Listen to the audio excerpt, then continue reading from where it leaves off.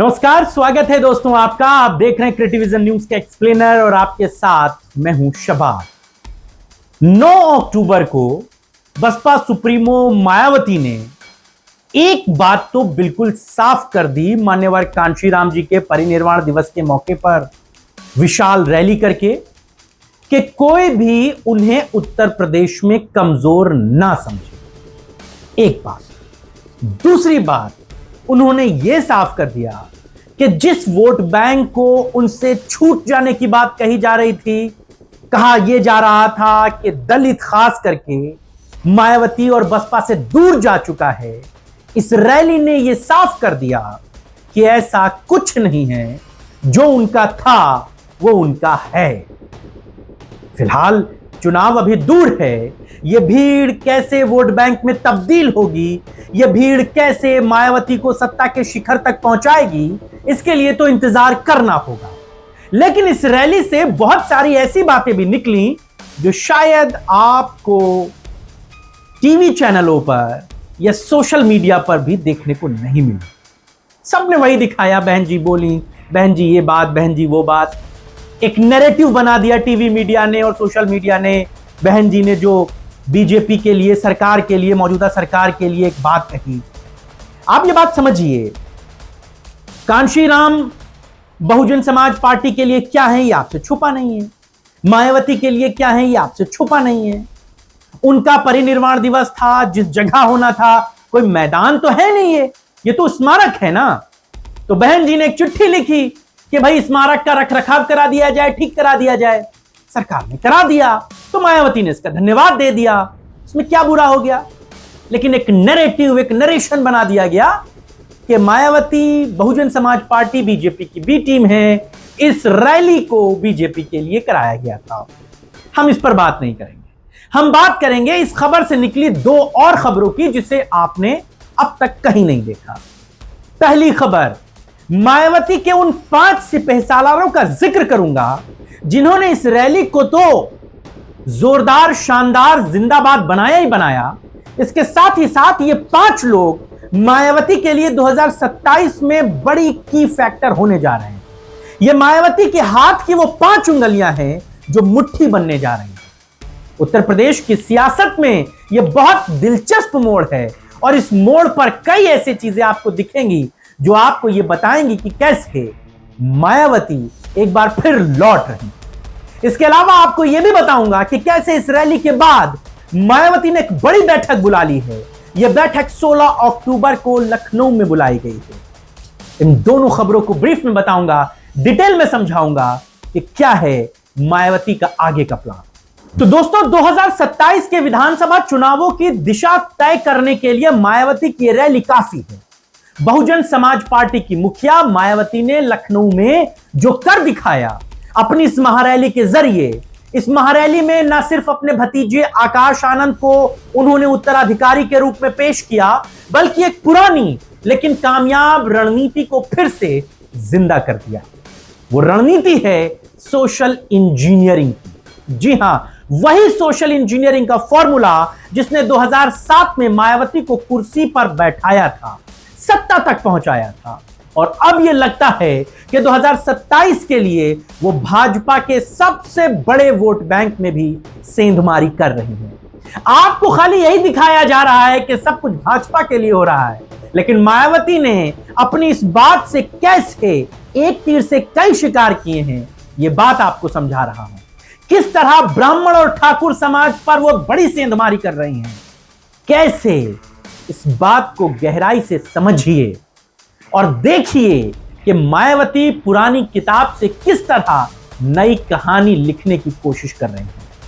सबसे पहले बात रैली की। 9 अक्टूबर 2025 को लखनऊ में 9 साल बाद मायावती ने शक्ति प्रदर्शन किया, जो कांशीराम की पुण्यतिथि पर आयोजित था। मंच पर मायावती ने खुलकर अपने योद्धाओं का जिक्र किया, उनका नाम लिया। मायावती की रैली जिन लोगों ने देखी है या बसपा को जिन्होंने समझा है, वो जानते हैं कि मायावती कभी भी अपनी रैली, अपनी जनसभा में किसी नेता कार्यकर्ता का नाम नहीं लेती। वो यहां तक के प्रत्याशियों के नामों का भी बहुत कम जिक्र करती हैं।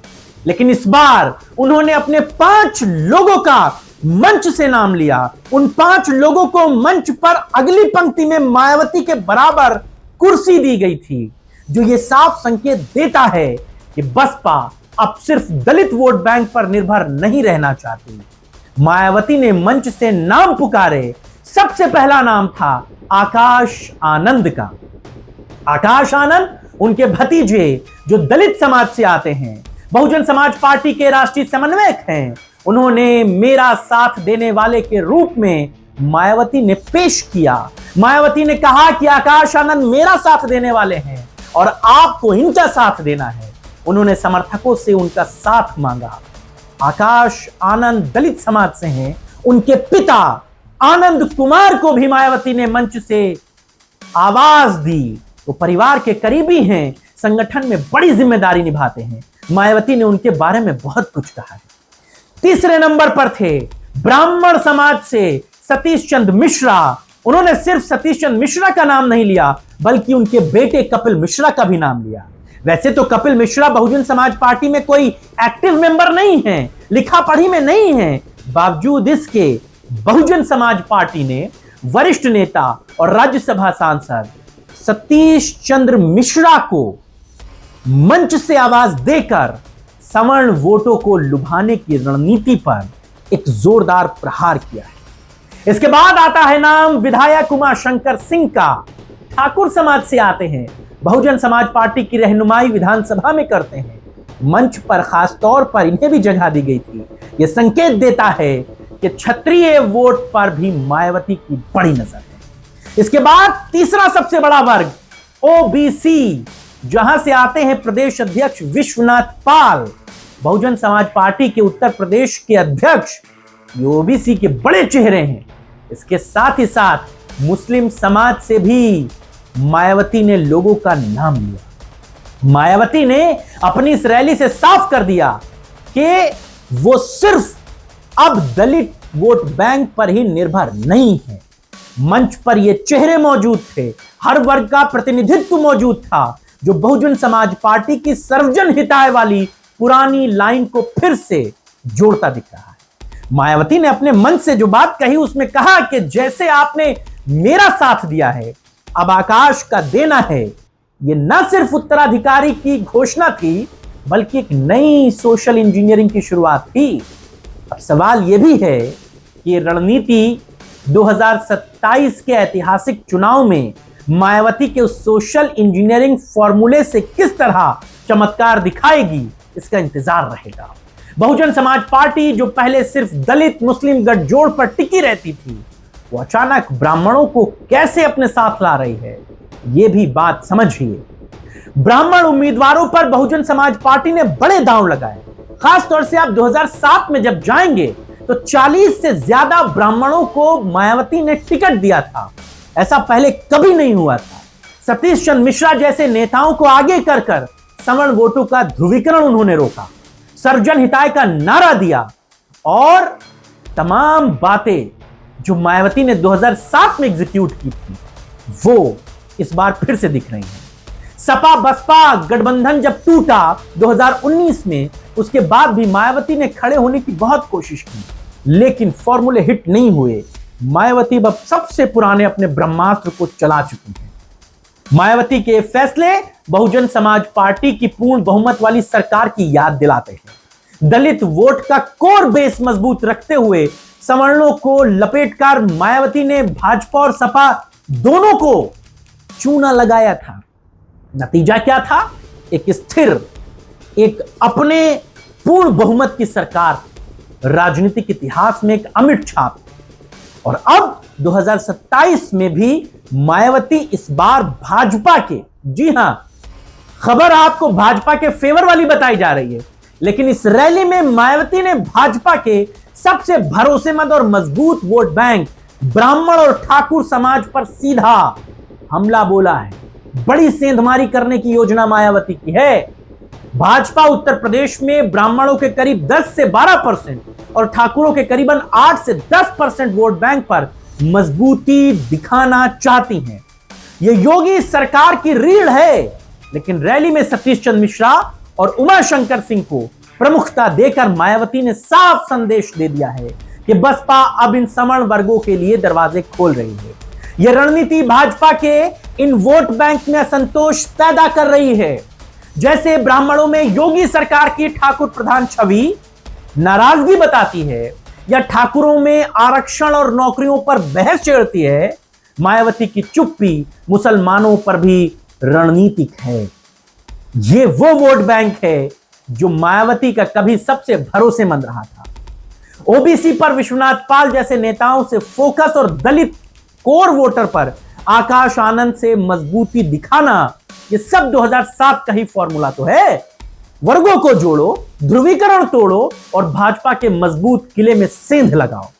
मायावती उसी ट्रैक रिकॉर्ड को दोहराना चाहती है, लेकिन सवाल यह है कि क्या 2007 का फॉर्मूला 20 साल बाद 2027 में कामयाब होगा? वोटों का बिखराव रुक पाएगा? आकाश आनंद युवा तो हैं, लेकिन भाजपा की संगठन की शक्ति और समाजवादी पार्टी का पीडीए का फॉर्मूला उनके लिए बड़ी चुनौती है। मायावती का यह दांव यूपी की सियासत में रोमांच तो पैदा कर रहा है। दोस्तों, मायावती की रैली सिर्फ शक्ति प्रदर्शन नहीं, बल्कि 27 का ब्लूप्रिंट था। क्या सोशल इंजीनियरिंग पर जादू दिखेगा या भाजपा का किला अटल रहेगा? यह एक बड़ा गंभीर विषय है, लेकिन मायावती ने मंच से अपने लोगों का नाम लेकर यह बता दिया कि ये 5 उंगलियों की मुट्ठी, जिसमें आकाश आनंद हैं, जिसमें आनंद कुमार हैं, जिसमें सतीश चंद्र मिश्रा हैं, जिसमें उमाशंकर सिंह हैं, जिसमें विश्वनाथ पाल हैं, हर वर्ग का वोट है। ये मुट्ठी अब बंधने जा रही है, और ये जब मुट्ठी बंधेगी तो 27 में बड़ा चमत्कार होगा। एक बात और, 9 अक्टूबर की सफल रैली के बाद मायावती ने 16 अक्टूबर को लखनऊ में एक बड़ी बैठक बुलाई है। इस बैठक में भी बहुत कुछ तय होना है। 2 बातें हैं जिन पर इस बैठक में फोकस रहेगा। पहली बात, आकाश आनंद की कैसे आगे की भूमिका तय की जाए, कैसे उनके लिए यूपी में रोड मैप बनाया जाए। क्या वो रोड शो करेंगे या फिर वो किसी तरीके की जनसभाएं करेंगे, नुक्कड़ नाटकें, जो कॉन्सेप्ट मायावती ने दिल्ली, हरियाणा और बिहार में किया है, क्या कुछ उसी कॉन्सेप्ट को आकाश आनंद के लिए यूपी में एग्जीक्यूट किया जाएगा? और मायावती के आने वाले कार्यक्रम प्रोग्राम क्या होंगे? क्या वो बिहार जाएंगी या फिर उत्तर प्रदेश में अपनी रणनीति को मजबूत करेंगी? 16 में यह तय होगा। इसके साथ ही साथ उन लोगों का सम्मान भी होगा जिन्होंने इस कार्यक्रम को सफल बनाया है। तो हमारी कोशिश इस रैली के निचोड़ को आप तक लाने की थी। शायद ये बातें आपने अब तक कहीं भी सोशल मीडिया पर न देखी न सुनी होंगी। आपको हमारी ये चर्चा कैसी लगी हमें जरूर बताइएगा। आपके राय और विचारों का हमें इंतजार रहेगा। तब तक इजाजत दीजिए, स्वस्थ रहिए, आबाद रहिए।